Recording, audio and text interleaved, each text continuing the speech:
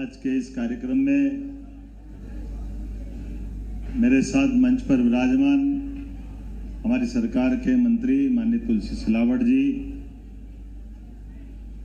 महापौर श्रीमान पुष्पमित्र भार्गव जी, माननीय विधायक महेंद्र हरडिया जी, भाजपा जिला अध्यक्ष गौरव रणदीवे जी, जिला पंचायत के अध्यक्ष श्रीमती रीना मालवी जी, ग्रामीण जिला अध्यक्ष चिंटू वर्मा जी, मनोज पटेल जी, हमारे माननीय विधायक देपालपुर सुदर्शन गुप्ता जी, मेरे अभिन्न मित्र और पूर्व विधायक, हमारे पार्षद और यहाँ के युवा नेता चिंटू जैन जी, टीनू जैन जी, इस अवसर पर मौजूद सभी दिव्यांग भाई बहन, उनके माता पिता, प्रशासनिक अधिकारीगण, पत्रकार साथियों, कई कार्यक्रम में जाने का मौका मिलता, लेकिन सच में ऐसे कार्यक्रम में आकर के मन भी भर जाता और परमात्मा से कामना करता हूं कि उन्होंने ये यश दिया कि मैं आपकी सेवा के लिए यहाँ उपस्थित हो सका। दोनों हाथ जोड़ के प्रणाम करता हूं, आपको अभिनंदन करता हूं।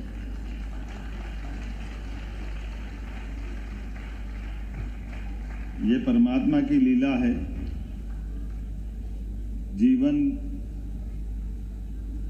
जीवन का नाम ही कठिनाइयां है, जीवन संघर्ष का नाम भी है, शरीर से भी, मन से भी, और हमारे यहाँ तो पंचतत्व के इस शरीर के अंदर और बाहर सभी प्रकार के झंझावातों से निकल करके परमात्मा के दरबार में जाने आने के बीच पुण्य अर्जित करने के लिए मृत्यु लोक में हमारा जन्म होता है, ऐसा माना गया।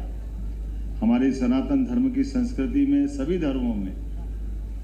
आज के इस अवसर पर जब मैं दिव्यांग भाई बहनों के बीच अलग अलग प्रकार से मिला, एक बहन नेत्रहीन है, गीता, लेकिन मैं बताना चाहूंगा कि अपनी सरकार के अंदर मैंने उसको शुभकामना दी।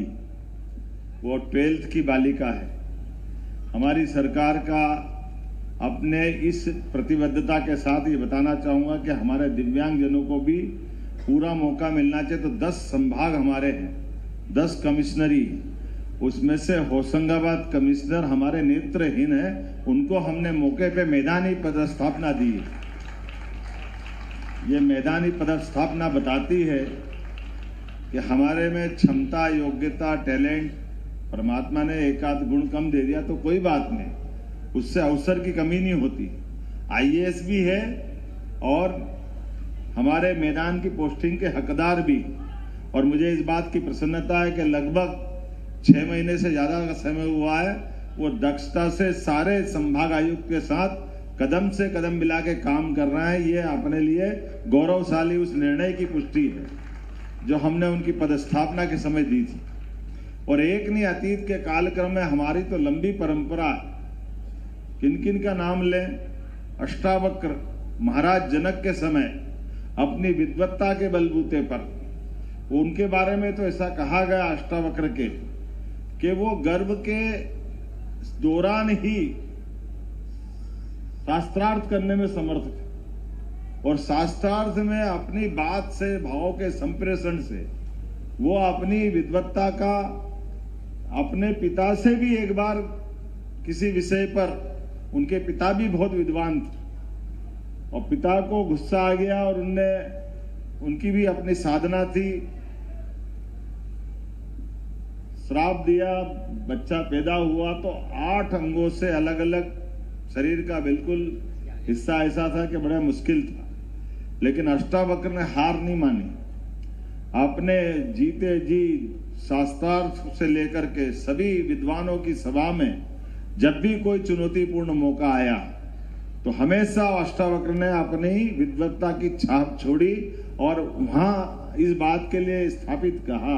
जैसे सूरदास, और अभी सूरदास की बात भी छोड़ो, हमारे यहाँ अभी फिल्मी दुनिया के गीतकार रविंद्र जैन, क्या अद्भुत गीतकार, क्या संगीतकार, क्या उनकी अपनी गायन शैली, रामायण को घर घर तक पहुंचाने के लिए, महाभारत को पहुंचाने के लिए, प्रसंगों को सुना करके त्वरित उसी समय अच्छे गीतों की पंक्ति बना करके शास्त्रों के माध्यम से और संगीत के माध्यम से खास करके कोई किसी प्रकार की कमी नहीं निकाल सकते। और उनके साथ अभी हमारे लिए तो अभी अयोध्या में भगवान राम के मुस्कुराने का समय है। राम जी के मसले में जब सुप्रीम कोर्ट में फाइनल फैसला होने गया तो उस फैसले के समय में हम राम भद्राचार्य जी को नहीं भूल सकते, जिनने अपनी विद्वत्ता के बलबूते पे अकाट्य तर्कों के साथ, है तो वो बचपन से नेत्र सुख से वंचित, लेकिन एक एक वेद के एक एक पेज के साथ बड़ी सिद्धता के साथ 18 पुराण, 4 वेद, सभी उपनिषद जो उनको मुखारबिंद से याद, 1 मिनट में कोई बोलता नहीं, ये पेज इस पे ये लिखा, खोल के देखो, आंखों वाला शर्मा जाए, लेकिन राम भद्राचार्य जी की बात कभी झूठी नहीं पड़ती है। ये है हमारी अपनी हाड़ मास के पुतले को परमात्मा की दी हुई देन। ऐसी एक नहीं कई सारी बातें मैं बता सकता हूं, लेकिन आज तो मैं आपके बीच में केवल कुछ पल बिता पा रहा हूं। मुझे दुख भी है, लेकिन समय की थोड़ी सीमितता है। लेकिन सच्चे अर्थों में इंदौर प्रशासन को बधाई देना चाहूंगा, जिनने इतना अच्छा मौका उपलब्ध कराया हमारे अपने अलग अलग प्रकार के दिव्यांग भाई बहनों के लिए, जिनको सुनने की कठिनाई है उनको सुनने के यंत्र दिए हैं, जिनका गाड़ी के साथ चलना, मोटर व्हीकल के साथ वो भी व्यवस्था की, कहीं लैपटॉप की सुविधा देना चाहिए वो भी दी है। सरकार भी आपसे इन प्रकार की व्यवस्थाओं में कभी कोई कोर कसर बाकी नहीं रखेगी। इसलिए हमने अपने आरक्षण के नियम में भी ये बात की गुंजाइश रखी है कि हमारे यहाँ तो बहनों के लिए यशस्वी प्रधानमंत्री का जोरदार अभिनंदन करो श्रीमान नरेंद्र मोदी जी का, जिन्हें 33% आरक्षण केवल यहाँ नहीं, आने वाले समय में लोकसभा विधानसभा में भी बहनों को उनका हक देने का काम किया है। और हमारी सरकार ने तो और 2% आगे बढ़ाया। पूरे देश में एकमात्र मध्य प्रदेश है जिसने 35% आरक्षण अपनी बहनों के लिए रखा है। मुझे इस बात की प्रसन्नता है। सभी प्रकार की नौकरियों में, सभी प्रकार के अवसरों में आपके हितों का पूरा ध्यान रखते हुए सरकार कदम से कदम मिला करके आपको अपनी आजीविका के लिए, आपके प्रबंधन के लिए जो जो बन पड़ेगा हमारी तरफ से सब प्रकार से प्रोत्साहन देंगे। आज यहाँ जिस प्रकार से 400 से अधिक दिव्यांगजनों को 1.25 लाख मतलब 125 लाख की लागत से सहायक उपकरण वितरित किया जा रहा है, जिसमें 155 दिव्यांगजनों को मोटरेड ट्राईसाइकिल, 81 छात्र छात्राओं को लैपटॉप, 130 वृद्धजनों को डिजिटल श्रवण यंत्र, कान की मशीन, 99 दिव्यांगजनों को व्हील चेयर, सीसी चेयर, वैसाखी, कैलिपर्स, 6 दंपतियों को मुख्यमंत्री निःशक्त विवाह प्रोत्साहन योजना के अंतर्गत आर्थिक सहायता। ये सारे व्यवस्थाओं को जोड़ करके कार्यक्रम बनाया गया है। लेकिन इसके अलावा भी जरूरत जो पड़ेगी हम सदैव आपकी मदद करेंगे। मैं एक बार फिर इस पूरे आयोजन के लिए बधाई देना चाह रहा हूं। और जैसे समाज में होने वाली कोई गलत घटना के आधार पर भी हमारे जो भाव है, एक एसिड डली हुई बच्ची जिसने अपनी जिंदगी की उस लड़ाई को तो जीता, लेकिन उसके जीवन में अगला मुकाम कहाँ जाएगा, तो मुझे इस बात की प्रसन्नता कि उसको नौकरी का भी अथॉरिटी लेटर यहाँ दिया गया है।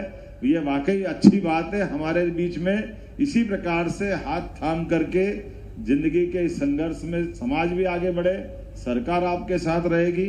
मैं पूरे इस आयोजन के लिए सभी आयोजकों को बधाई देना चाहूंगा। जिला पंचायत के अध्यक्ष बहन जी को भी बधाई देना चाहूंगा। एक सुंदर आयोजन हुआ है। मेरी अपनी ओर से पुनः आप सबके प्रति मंगल कामना, बधाई।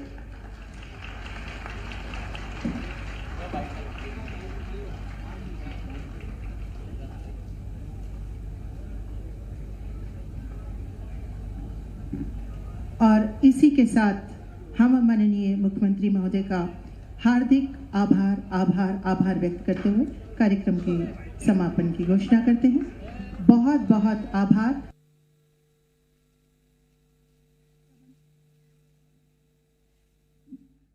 श्री अजय झालरिया, श्रीमती